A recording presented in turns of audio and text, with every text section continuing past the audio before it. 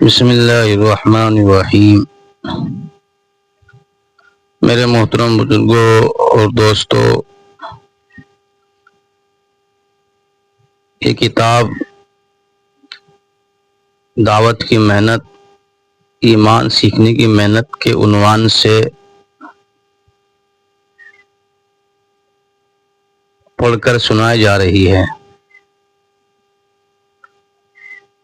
اس کتاب میں حضرت مولانا یوسف صاحب رحمۃ اللہ علیہ کے وہ بیان درج کیے گئے ہیں جن بیانات کو آج تک کسی کتاب میں جگہ نہیں ملی، اور نہ ہی ان بیانات کو کوئی مقرر اپنے مذاکروں میں لاتا ہے۔ ایسا نہیں ہے کہ یہ بیانات لوگوں کے پاس نہ ہو، کیونکہ جس بیاض میں یہ بیان درج ہیں اسی بیاض میں درج دوسرے سارے بیانات کتابوں میں حرف بحرف شائع ہو چکے ہیں۔ پھر آخر ان بیانات کو لوگوں سے کیوں چھپایا گیا؟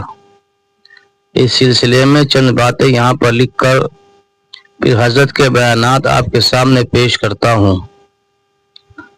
بات شروعات کرتا ہوں 2 اپریل سن 1965 سے، جس دن حضرت مولانا یوسف صاحب رحمۃ اللہ علیہ نے اس ذلیل دنیا سے کوچ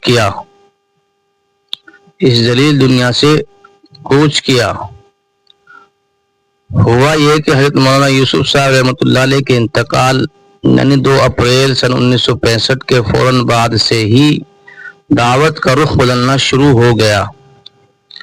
رخ بدلنے کی وجہ یہ بنی کہ بیانات کرنے والوں نے حضرت کی باتوں اور حضرت کے منشا سے اپنی آنکھوں کو بند کر کے خود اپنی اصلاح اور اپنی تربیت سے غافل ہو کر صرف امت کو اس کام میں لگانے کی غرض اور نیت کر کے اپنے علم کے اعتبار سے بیانات کر کے نبوت کی اس عالی محنت کو مال والوں اور عہدے والوں کے حوالے کر دیا، جس کا نتیجہ یہ ہوا کہ ان اسباب پرستوں نے کام کے رخ کو بدل کر نبوت کی اس محنت کو اصلاح المسلمین کی ایک تنظیم بنا ڈالا۔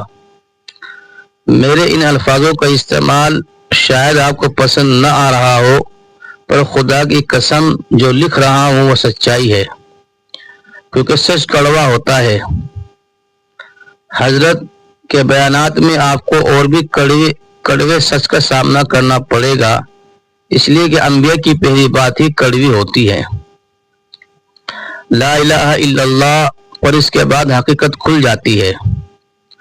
حضرت مولانا یوسف صاحب رحمۃ اللہ علیہ نے بنگلے والی مسجد میں فجر کے بعد بیان فرمایا کہ کام کرنے والوں کے 3 طبقے ہیں، 2 طبقے اکثریت میں ہیں اور ایک طبقہ بہت مختصر لوگوں کا ہے۔ ان کی محنت پر اللہ رب العزت انہیں ایمان کی حقیقت سے مالا مال کر دے گا۔ ایک صاحب بیان کے بعد حضرت سے ملے اور کہا کہ حضرت آپ نے جو کام کرنے والوں کی 3 طبقے بتلائے ہیں ان کا خلاصہ کیجیے۔ حضرت نے فرمایا ایک طبقہ تو وہ ہے جو اس کام کو فرصت کی وجہ سے کر رہا ہے کہ آج کل دھندا مندہ ہے، کاروبار کچھ ڈھیلا ہے، بارش کا موسم ہے، کھیتی میں آج کل کوئی کام نہیں ہے، سیزن نہیں ہے، وغیرہ وغیرہ۔ اور ایک طبقہ تو اس کام کی ایک طبقہ اس کام کو غرض کی وجہ سے کر رہا ہے کہ ڈاکٹروں سے تھک ہار چکے ہیں، کہیں سے کوئی فائدہ نہیں، شاید اس کام کرنے سے کچھ فائدہ ہو جائے، یا آمدنی سے گھر کا خرچہ پورا نہیں پڑ رہا ہے، شاید اس کام کرنے سے آمدنی میں برکت ہو جائے، یا لڑکی یا لڑکے کے شادی کے کوئی رشتہ نہیں آ رہا ہے، شادی کے لیے کوئی رشتہ نہیں آ رہا ہے، شاید اس کام کرنے سے کوئی رشتہ مل جائے، یا قرضوں کا اتنا بوجھ ہے کہ جس کی وجہ سے ہر وقت الجھن اور پریشانی رہتی ہے، چلو اس کام کو کرتے ہیں کہ شاید کوئی راستہ کھل جائے، وغیرہ وغیرہ۔ یہ دونوں طبقے جو اکثریت میں ہیں، اس ساری زندگی اس کام کو کریں، اللہ انہیں ایمان کی حقیقت سے نہیں نوازیں گے۔ ہاں، ایک طبقہ جو بہت کم لوگوں کا ہے اور وہ لوگ ہیں جو اللہ سے اپنا رشتہ صحیح کرنا چاہتے ہیں، اللہ کے سوا ہو کر رہنا چاہتے ہیں، اس کی منشا اور مرضی پر اپنے آپ کو چلانا چاہتے ہیں، اس کام سے وہ اپنی اصلاح اور اپنی تربیت چاہتے ہیں اور اللہ کے قریب پہنچنا چاہتے ہیں، یہی وہ لوگ ہیں جنہیں اللہ جل شانہ ایمان کی حقیقت سے نوازنے والے ہیں۔ کیا مطلب ہے اپنی اصلاح کا؟ کیا مطلب ہے اپنی تربیت کا؟ کیا مطلب ہے اللہ کے قرب کا؟ اپنی اصلاح کا مطلب ہر بنی ہوئی چیز سے اپنے آپ کو مایوس اور نا امید کرنا۔ اپنی تربیت کا مطلب اپنی ہر حاجت اور ہر ضرورت کو خدا کی اطاعت کے راستے سے پورا کرنا۔ اللہ کے قریب کا مطلب ہر مسلمان کو انہی دو محنتوں پر ابھارنا، یعنی اللہ کے بندوں کو اللہ جیسے ہیں اپنی ذات و صفات میں ویسے ہی بتلانا کہ وہ اپنی ذات و صفات میں جس طرح اکیلے ہیں جیسے ہیں انہیں بولنا اور سمجھنا۔ ان کے کرنے کے ضابطے ان کے حکم ہیں، اسباب نہیں ہیں۔ اسباب تو امتحان کے لیے ہیں کہ وہ یہ دیکھنا چاہتے ہیں کہ میرا کون بندہ اسباب کے راستے سے ہم سے لے رہا ہے اور کون بندہ اسباب میں میری اطاعت کے راستے سے لے رہا ہے۔ ان دونوں محنتوں پر مسلمانوں کو لگانے والا ہی اللہ کے قریب پہنچے گا۔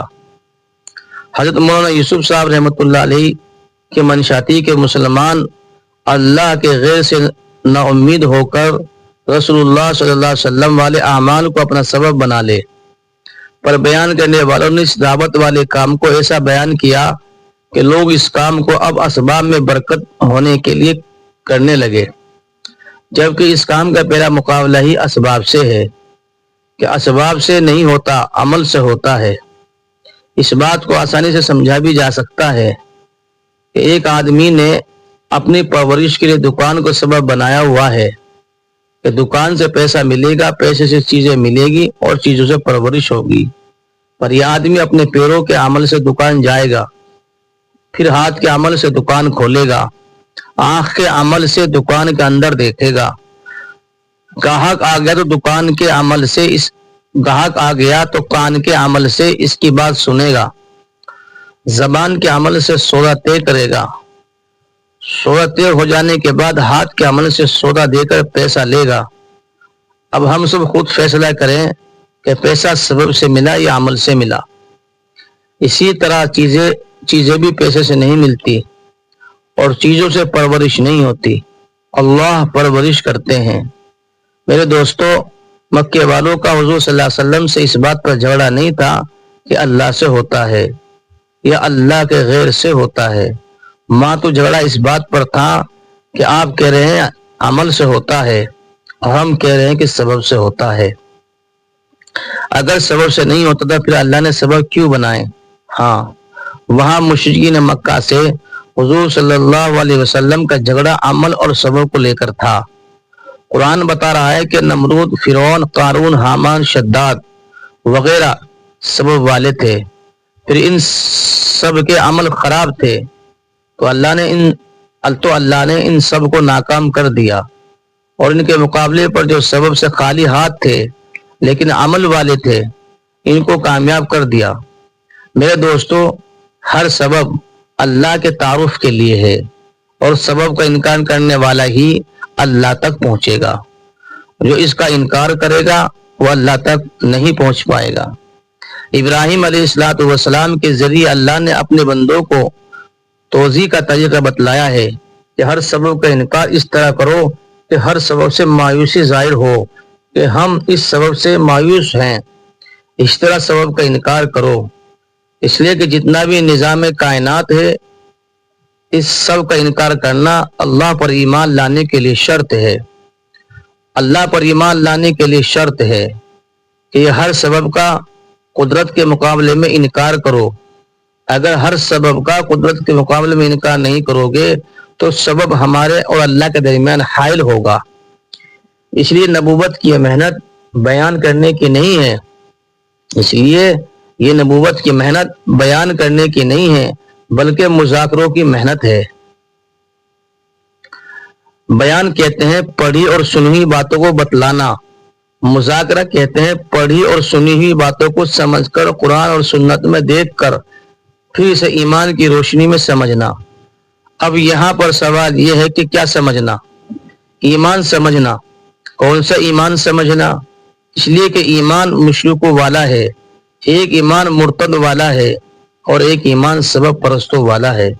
لہذا اس کام میں تمہیں وہ ایمان سمجھنا ہے جس ایمان کو ہر نبی نے اپنی قوم کو سمجھانے کی کوشش کی، پر قوم نے نبی کو پاگل کہا۔ اسی ایمان کے سمجھانے میں اسی دور میں اس کام کے بانی حضرت مولانا یوسف صاحب رحمۃ اللہ علیہ نے بھی انبیاء علیہم السلام والا راستہ اختیار کیا تھا، جسے حضرت کے انتقال کے بعد کوئی سمجھانے والا نہیں ملا جو امت کو ایمان سمجھاتا۔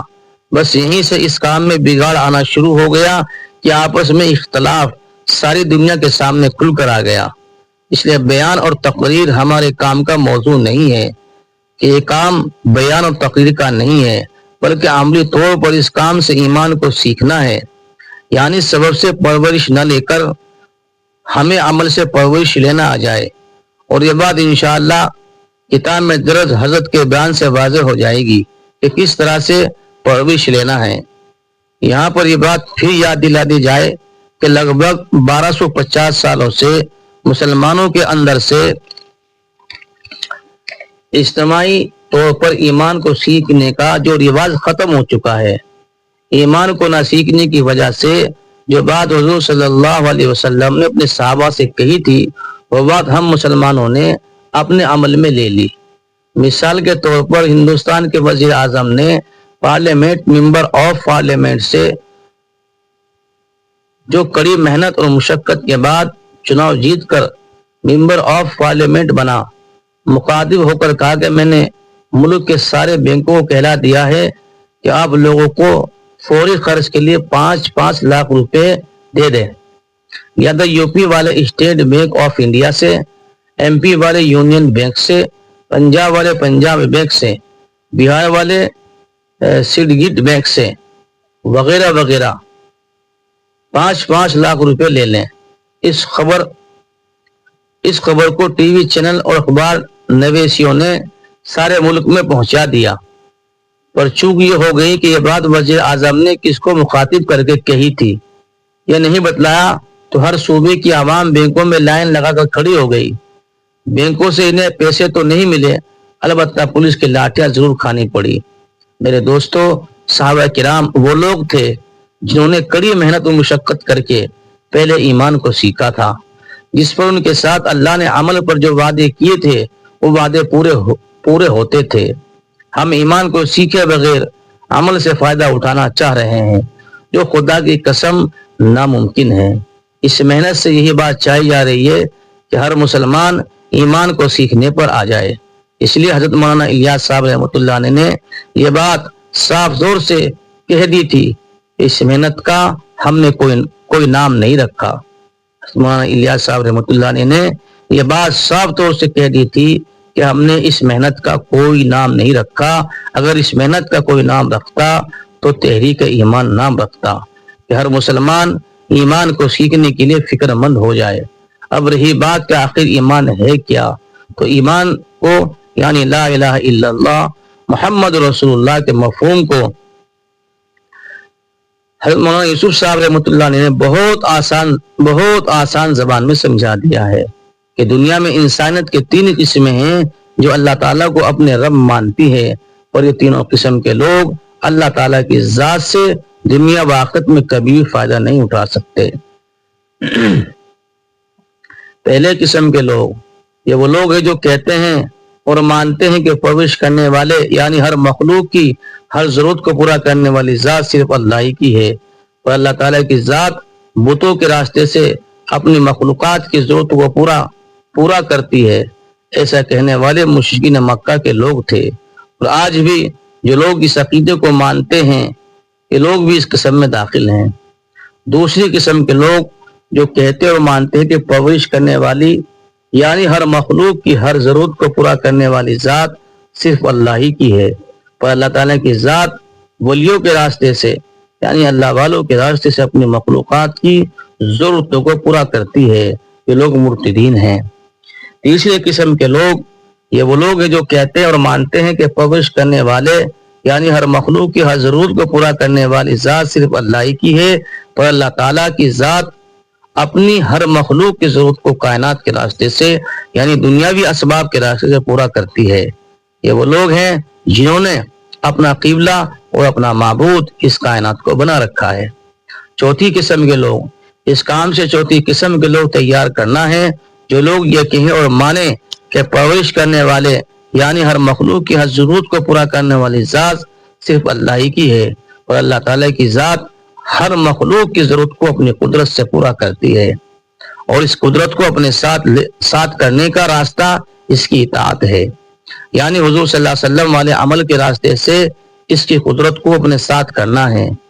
یہ وہ لوگ ہیں جنہوں نے اپنا قبلہ اور اپنا معبود اللہ کو بنا لیا ہے، یہی لوگ مسلمان ہیں۔ یعنی دوستو، حضرت مولانا یوسف صاحب رحمۃ اللہ علیہ کو یہ ڈر ستایا کرتا تھا کہ میرے مرتے ہی اللہ مجھ سے یہ نہ کہے اے یوسف تو نبوت والی محنت کو ناکاروں کے حوالے کر کے آیا ہے، یعنی بیان اور تقریر کرنے والوں کے حوالے کر کے آیا ہے۔ حضرت مولانا یوسف صاحب رحمۃ اللہ علیہ اس بات پر بہت زور دیا کرتے تھے کہ کام کو غریبوں میں اٹھایا جائے اور چن چن کر غریبوں کی بستیوں میں جایا جائے، اس لیے کہ ہر نبی کی سیرت سے یہ بات ثابت ہے کہ نبوت کی دعوت کو غریبوں نے ہی سینے سے لگایا ہے۔ غریبوں کی دعوت اور اس کی استقامت پر ہی مال والے اور عہدے والے اس دعوت کے بعد آئے ہیں۔ طائف سے واپسی پر عتبہ کے غلام عداس اس کو انگور کے باغ میں حضور صلی اللہ علیہ وسلم کی اس بات کو سمجھا رہے تھے، اور عتبہ جو وہیں کھڑا یہ سب دیکھ رہا تھا، سن رہا تھا۔ حضور اکرم صلی اللہ علیہ وسلم نے اس سے کوئی بات نہیں کی۔ نبی کی دعوت غریب ہی نکل کرتا ہے کہ اسباب سے نہیں ہوتا، عمل سے ہوتا ہے۔ مال اور عہدے والے تو بحث کرتے ہیں، اگر سبب سے نہیں ہوتا تو اللہ نے پھر دکانیں کیوں بنائیں، دوائی کیوں بنائیں، کھیت کیوں بنائیں، چیزیں کیوں بنائیں؟ ہاں، یہ تو بحث کریں گے، اور وہ حدیث بھی یہاں فٹ کریں گے جس کا مفہوم ہے کہ حضور اقدس صلی اللہ علیہ وسلم نے حضرت ابو ذر غفاری رضی اللہ عنہ سے فرمایا کہ ابو ذر، حسن تدبیر سے اچھی کوئی عقل مندی نہیں، کیونکہ ایمان کو سیکھا نہیں، اس لیے حدیث کو اسباب سے جوڑ دیتے ہیں۔ حالانکہ آپ صلی اللہ علیہ وسلم عمل اختیار کرنے کے لیے کہہ رہے ہیں کہ مسلمان پر جب اللہ کی طرف سے کوئی حالت، کوئی حاجت، کوئی مسئلہ پیش آئے تو اس سے فوراً عمل کی طرف رجوع ہونا چاہیے، نہ کہ سبب کی طرف، یعنی میرا اللہ اس وقت مجھ سے کیا چاہ رہا ہے، پھر اس وقت کا جو عمل ہو اسے اللہ کے دھیان کے ساتھ پورا کر دینا، یہ ہے حسن تدبیر اور یہی عقل مندی کی بات ہے۔ پر یہ لوگ اس بات کو نہیں مانیں گے کہ اللہ نے یہ سب کچھ غیروں کے لیے بنایا ہے۔ اس کی ایک مثال بھی سن لو۔ ایک یونیورسٹی سے فن کی ڈگری حاصل کرنے والے ایک فنکار اکثر بنگلے والی مسجد میں بیان کیا کرتے تھے کہ اللہ کا ذکر غفلت کے ساتھ کرنا بھی نفع سے خالی نہیں ہے، جبکہ حضرت مولانا الیاس صاحب رحمۃ اللہ علیہ کا ملفوظ ہے کہ اللہ کا ذکر غفلت کے ساتھ کرنا بعض علماء کے نزدیک بدعت ہے، اور بعض علماء کے نزدیک اللہ کا ذکر غفلت کے ساتھ کرنا حرام ہے۔ تو یہ لوگ حضرت مولانا یوسف صاحب رحمۃ اللہ علیہ کی بات کو اتنی آسانی سے کیسے مان لیں گے؟ اسباب پر نگاہ کر کے اللہ سے امید کرنا یہ کفر کا راستہ ہے، لیکن یہ لوگ نہیں مانتے کہ اللہ نے یہ اسباب غیروں کے لیے بنائے ہیں، کیونکہ ان لوگوں کا عقیدہ یہ ہے کہ اللہ نے اسباب میں برکت کے لیے عمل بتلائے ہیں۔ دلیل میں قرآن کریم کی آیتوں کو ہی پیش کرتے ہیں، حالانکہ قرآن کریم کی آیتوں کا مطلب خدا کی قسم ایمان کو سیکھے بغیر کوئی نہیں سمجھ سکتا۔ ہاں، ترجمہ جان سکتا ہے، لیکن اس کا مفہوم ایمان کو سیکھے بغیر کوئی نہیں سمجھ سکتا۔ ایک صاحب نے بیان کیا کہ اسباب کو ترک کرنا جہالت ہے، اور جو ساتھی اسباب اختیار نہ کرے وہ میرے کام کا نہیں۔ تو میں نے اپنی اصلاح کے لیے ان کے پاس بنگلے والی مسجد میں خط لکھ کر ہی جاننا چاہا آپ نے یہ بات سیرت کی کس کتاب سے نقل کی ہے، جبکہ ابو دردہ کہہ رہے ہیں کہ میں تو یہ بھی نہ چاہوں کہ مسجد کے دروازے پر میری دکان ہو جہاں تکبیر اولا کے ساتھ میں نماز کا اہتمام کروں اور 300 درہم میں روزانہ نفع کماؤں اور سب اللہ کے راستے میں خرچ کر دوں۔ تو اگر اسباب کو ترک کرنا جہالت ہوتا تو ابو دردہ رضی اللہ تعالیٰ اس کا انکار کیوں کرتے؟ پھر حضرت نے پھر حضرت کی اس کتاب میں درج ایک بیان کا حوالہ دیا کہ مولانا یوسف صاحب رحمۃ اللہ علیہ نے بیان فرمایا کہ کامیابی لینے کے لیے اعلیٰ قسم کی محنت یہ ہے کہ ان نقشوں کو بالکل لات مار کر اپنے اندر عملوں کو چن چن کر پیدا کرے جو اسے کامیابی تک پہنچا دے، اور پھر اس کے بغیر نقشہ پرورش کے پرورش ہوگی اور بغیر نقشہ حفاظت کی حفاظت ہوگی۔ نقشوں پر لات مار کر اللہ سے کامیابی لینے کے لیے ہم اپنی ذات پر دن رات محنت کرنے والے بن جائیں تو یہ محنت کی اعلیٰ قسم ہوگی۔ جس بیاض میں یہ بیان لکھے ہوئے ہیں وہ انہوں نے پڑھی ہے کہ جو ساتھی اسباب اختیار نہ کرے وہ ہمارے کام کا نہیں۔ اس بات پر میں نے یہ جاننا چاہا کہ کیا حضرت ابو دردہ اور حضرت ابو ہریرہ اور حضرت عبداللہ ابن مسعود اور حضرت ابی بن کعب اور حضرت عبداللہ ابن رواحہ وغیرہ حضرات حضور صلی اللہ علیہ وسلم کے کام کے نہیں تھے؟ امت کو ایمان سیکھنے کے لیے ابھارنا ہی ہمارا کام ہے تاکہ امت کائنات سے نا امید ہو کر ایمان کو سیکھتے ہوئے عملوں کے راستے سے اللہ سے لینے والی بنے۔ آج ساری انسانیت ذلت، تکلیف، پریشانیوں، بیماریوں، قرضے اور آمدنیوں سے پورا نہ ہونے میں غم اور الجھنوں میں مبتلا ہے، اور انہیں حالات سے نکلنے کے لیے ساری صلاحیت سبب پر لگا رہے ہیں، پر نتیجہ کچھ نہیں۔ میرے بھائیوں، ان تمام حالات سے نکلنے کا ایمان کو سیکھنے کے سوا خدا کی قسم کوئی راستہ نہیں ہے۔ جب مسلمان ایمان کو سیکھنے پر آئے گا تب اسے خود پتا چلے گا کہ اسباب سے نہیں ہوتا، عمل سے ہوتا ہے۔ اگر اسباب سے ہوتا تو اسباب والے خودکشی نہ کر رہے ہوتے۔ سبب سارے موجود پر کام نہیں بن رہے ہیں اور خودکشی کر رہے ہیں۔ میرے بھائیوں، اب بھی اگر یہ بات کسی کی سمجھ میں نہیں آ رہی ہے کہ اسباب سے نہیں ہوتا، عمل سے ہوتا ہے، تو اس لیے رونے کی بات ہے، اللہ سے مانگنے کی بات ہے کہ اے اللہ مجھے یہ بات سمجھا دے اور مجھے ایمان کو سیکھنے کی توفیق دے دے۔ دیکھو، حضرت موسیٰ علیہ السلام کے سامنے حضرت خضر علیہ السلام نے کشتی میں سوراخ کر دیا، ایک لڑکے کو قتل کر دیا اور ٹیڑھی دیوار کو سیدھا کر دیا۔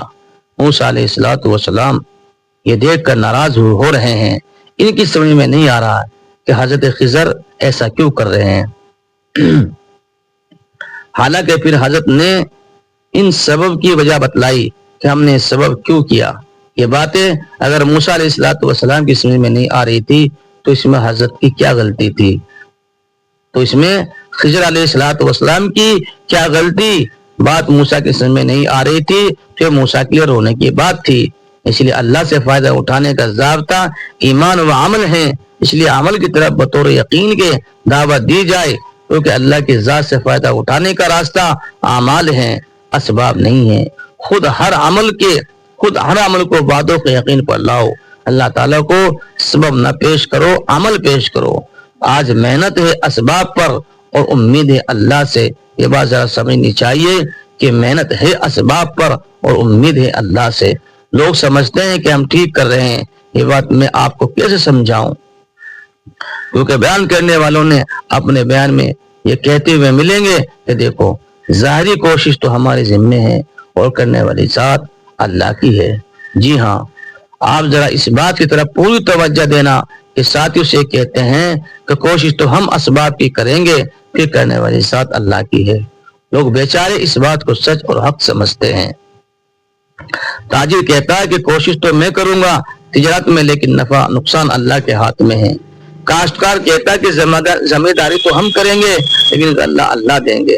حاکم کہتا ہے حکومت تو میں کروں گا لیکن عزت اور غلبہ دینا اللہ کے ہاتھ میں ہے۔ بیمار کہتا ہے کہ دوا تو میں کھاؤں گا لیکن شفا اللہ کے ہاتھ میں ہے۔ یہ سب کے سب یہی سمجھتے ہیں کہ یہی راستہ ہے، اور تبلیغ اور دعوت دیتے دیتے ہمیں خود یہی پہنچنا ہے اور دوسروں کو یہاں پہنچانا ہے۔ جبکہ خدا کی قسم یہ وہاں پہنچے ہیں جہاں مشرکین مکہ پہلے سے پہنچے ہوئے تھے۔ میں آپ سے سچی بات کر رہا ہوں، ان سب کا کہنا یہ ہے کہ یہاں پہنچنا ہے کہ زراعت پر، تجارت پر، علاج پر، اولاد کے پیدا کرنے پر محنت کریں گے اور کامیاب اللہ کریں گے۔ حالانکہ میں آپ سے بتانا چاہتا ہوں کہ جہاں ہم اپنے آپ کو پہنچا ہوا سمجھ رہے ہیں، یہاں مشرکین مکہ پہلے ہی پہنچے ہوئے تھے۔ میری بات بہت توجہ سے سننی پڑے گی۔ ابھی تک ہم تبلیغ کرتے کرتے یہاں پر پہنچے ہیں کہ بھائی مخلوق سے نہیں ہوتا، خالق سے ہوتا ہے۔ ابھی ہم یہاں پہنچے ہیں اور سمجھ رہے ہیں کہ یہ تبلیغ کی آخری سطح ہے، اور یہی سبب کو پہنچانا ہے۔ جب مشرکین مکہ یہاں پہلے سے پہنچے ہوئے تھے، لڑائی وہاں پر یہ نہیں تھی کہ اللہ سے ہوتا ہے، یہ اللہ کے غیر سے ہوتا ہے۔ لڑائی ساری اس بات پر تھی کہ جو طریقہ آپ لے کر آئے ہیں ان طریقوں سے نہیں ہوتا، بلکہ جو شکلیں بنی ہوئی ہیں ان شکلوں کے ذریعے اللہ سے ہوتا ہے۔ لڑائی ساری اس بات پر تھی کہ آپ کہتے ہیں عمل سے ہوتا ہے اور ہم کہتے ہیں سبب سے ہوتا ہے۔ لڑائی اس بات پر یہ تھی، یاد رکھنا، تاکہ اگلی بات سے آپ کسی نتیجے پر پہنچے کہ ہم دعوت دیتے دیتے اس بات پر پہنچے ہیں کہ کوشش ہمارے ذمے ہے اور کامیابی اللہ کے ہاتھ میں ہے۔ اس بات پر مشرکین مکہ پہلے سے پہنچے ہوئے تھے۔ اس قصے سے اس بات کو سمجھو، ایک صحابی ہیں زماد رضی اللہ تعالیٰ عنہ، لیکن مکہ مکرمہ آئے، جہاں ایک حلقے میں مشرکین مکہ بیٹھے ہوئے تھے۔ ابی بن خلف، ابو جہل، عتبہ، شیبہ وغیرہ سب بیٹھے ہوئے تھے۔ یہ آپس میں باتیں کر رہے تھے کہ یہ جو محمد صلی اللہ علیہ وسلم ہیں یہ ہمارے بتوں کا انکار کرتے ہیں اور ہمارے پر انکار کرتے ہیں اور ہمارے پرکھوں کے بارے میں برا بھلا کہتے ہیں، انہیں بیوقوف کہتے ہیں اور ہمارے دین میں عیب لگاتے ہیں۔ زماد رضی اللہ عنہ کہتے ہیں کہ ہمارے دل میں یہ بات بیٹھ گئی، نعوذ باللہ، یقیناً یہ آدمی پاگل ہے، اس پر کوئی اوپر اثر ہے تبھی ایسی باتیں کرتے ہیں۔ زماد کہتے ہیں کہ ہم نے طے کر لیا اس آدمی کو ٹھیک کرنا ہے۔ اب سنو، زماد کہتے ہیں کہ پھر آپ کے پاس گیا، آپ سے ملاقات کی اور میں نے آپ سے کہا کہ میں آپ کے بارے میں یہ بات سنی ہے، میں سمجھ گیا ہوں کہ آپ پر کوئی اوپر سے اثر ہے، میں آپ کا علاج کروں گا لیکن شفا اللہ کے ہاتھ میں ہے۔ میں نے اوروں کو بھی علاج کیے ہیں، ان کو بھی اللہ ہی نے شفا دی ہے۔ میں تو ظاہری کوشش کروں گا، اللہ نے چاہا تو آپ بھی ٹھیک ہو جائیں گے۔ میرے بزرگوں، دوستوں اور عزیزوں، یہ راستہ ہے کہ شکلوں پر ہم محنت کریں گے اور کامیابی اللہ کے ہاتھ میں ہے۔ خدا کی قسم، جتنی پکی اور یقینی بات یہ ہے کہ لا الہ الا اللہ، اتنی ہی پکی بات اس کے ساتھ یہ بھی ہے کہ محمد رسول اللہ، جس کو کرنے کے ضابطے کائنات نہیں ہیں بلکہ محمد صلی اللہ علیہ وسلم کے طریقے یعنی ان کے اعمال ہیں۔ سوال اس کا نہیں ہے کہ آپ نے اسباب بنا لیے، اب اللہ کرنے والے ہیں۔ سوال اس کا ہے آپ نے اللہ سے فائدہ اٹھانے کے لیے اللہ کو کیا پیش کیا ہے۔ آج ہم نے قرآن سیکھ لیا، حدیث سیکھ لی، عمل سیکھ لیا، صحابہ کے طرز پر اپنی پوری زندگی میں ایمان کتنے گھنٹے سیکھا، یہ ہر ایک کے لیے اپنا محاسبہ کرنے کی بات ہے۔ حضرت عمر رضی اللہ تعالیٰ نے یہ بات ایسے نہیں بیان فرمائی تھی کہ ہم اپنی زندگی کا بڑا حصہ اس طرح گزارا ہے کہ ہم میں سے ہر ایک نے سب سے پہلے ایمان سیکھا، پھر قرآن سیکھا، اور جو بھی سورہ حضور صلی اللہ علیہ وسلم پر اترتی تھی ہم لوگ اس کے حرام اور حلال کو ایسے سیکھتے تھے جیسے تم لوگ قرآن سیکھتے ہو۔ ہم میں لوگوں کو دیکھ رہا ہوں کہ تم لوگ ایمان سے پہلے قرآن سیکھ رہے ہو اور سورہ فاتحہ شروع سے آخر تک ساری پڑھ جاتے ہو، پر تمہیں پتہ بھی نہیں کہ وہ سورہ فاتحہ کن کاموں کو کرنے کا حکم دے رہی ہے اور کن کاموں سے روک رہی ہے، اور اس سورہ میں کون سی آیت ایسی ہے جہاں جا کر رک جانا چاہیے۔ بس تم لوگ سورہ فاتحہ کو رتی کھجور کی طرح بکھیر دیتے ہو، یعنی جلدی جلدی پڑھ دیتے ہو۔ ہیسمی 125۔ حضرت ابن عمر رضی اللہ عنہ فرماتے ہیں کہ ایمان کو سیکھتے ہوئے ہر نبی کریم صلی اللہ علیہ وسلم سے قرآن کی 10 آیتوں کو سیکھتے۔ حضرت ابن عمر رضی اللہ عنہ فرماتے ہیں کہ ایمان کو سیکھتے ہوئے ہم نبی کریم صلی اللہ علیہ وسلم سے قرآن کی 10 آیتوں کو سیکھتے، بعد والی آیتیں تب سیکھتے جب پہلی آیتوں کا علم، ان کا حرام حلال اور ان پر عمل شروع نہ کر دیتے۔ ہم سب لوگ یہاں پر ایک بات یاد رکھیں کہ اللہ رب العزت نے ہر انسان کے اندر پیدائشی طور پر ایمان کے استعداد رکھی ہے. ہر انسان کے اندر پیدائشی طور پر ایمان کی استعداد رکھی ہے. اس لیے اگر کوئی بچہ بالغ ہونے سے پہلے مر جاتا ہے تو اسی ایمان کی وجہ سے وہ جنتی ہوتا ہے. ہندو، سکھ، عیسائی، یہودی، کسی کا بھی بچہ ہو جنتی ہے. ہاں، انسان کے اندر عمل کی استعداد اور دھیرے دھیرے پیدا ہوتی ہے. اس لیے ہر نبی نے اپنی قوم کو، رسول اللہ صلی اللہ علیہ وسلم نے اپنے صحابہ کو سب سے پہلے ایمان کو سمجھایا. ایمان جن کی سمجھ میں سیکھ کر آ جاتا ہے، انہی لوگوں پر احکامات کا سلسلہ قائم ہو جاتا ہے. اس لیے ہم مجمع کو دیکھ کر یا لوگوں کی استعداد سامنے رکھ کر بات نہ کریں، بلکہ جو ایمان ان کے اندر پیدائشی طور پر موجود ہے ہم اس کی بات کریں گے. ہم اس کی بات کریں. اگر لوگوں سے یہ کہتے ہو کہ نبیوں والا کام ہے تو پھر نبیوں والے ایمان کی بات کرو. نبیوں، تاجروں، کاشتکاروں، ڈاکٹروں، دکانداروں یا مزدوروں والے ایمان کی بات نہ کرو، بلکہ نبی والے ایمان کی بات کرو. نبی والے ایمان کی بات کرنے میں حضرت کے یہ بیانات انشاءاللہ ہماری رہبری کریں گے. ایک بہت اہم بات کو یہاں سمجھنے کی کوشش کرو. دیکھو، ایک ہے کار نبوت، جہاں سے جو کچھ ہوتا ہوا نظر آ رہا ہے وہاں سے نہیں ہو رہا ہے، بلکہ اللہ کے کرنے سے ہو رہا ہے. اور اللہ کے خزانوں سے فائدہ اٹھانے کا راستہ چیزیں نہیں ہیں، حضور صلی اللہ علیہ وسلم والے اعمال ہیں. اسے سمجھانا ہی کار نبوت کہلاتا ہے.